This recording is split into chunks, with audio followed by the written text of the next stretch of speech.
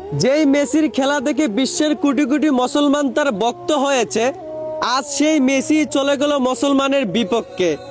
ইরানে হামলা করায় মেসি খুশি হয়ে হাততালি দিয়েছে ডোনাল্ড ট্রাম্পের সাথে।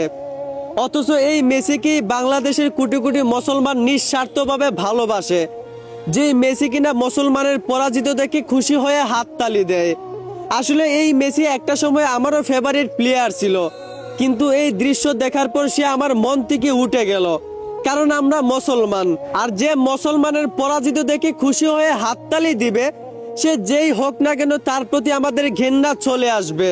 একদিকে নেইমার, রোনালদোকে সবাই ট্রোল করে, অথচ তাদেরকে সবসময় ইসলামের সাথে দেখা যায়। আর এই মেসিকে, যাকে কোটি কোটি মানুষ নিঃস্বার্থভাবে ভালোবাসে, সেই মেসিকেই আজ মুসলমানের বিপক্ষে দেখা যাচ্ছে। আসলে আমরা বাঙালিরা কখনো বিবেক দিয়ে কাজ করি না। সামান্য একজনের খেলা দেখে তার প্রতি এমন ভক্ত হয়ে যাই যে আমরা নিজের ধর্মটাকেই ভুলে যাই। যাই হোক, এসব কোনো ব্যাপার না। কোনো খেলোয়াড়ের হাততালিতে মুসলমানের বিজয় আটকাবে না। ইনশাল্লাহ ইরানের বিজয় হবে।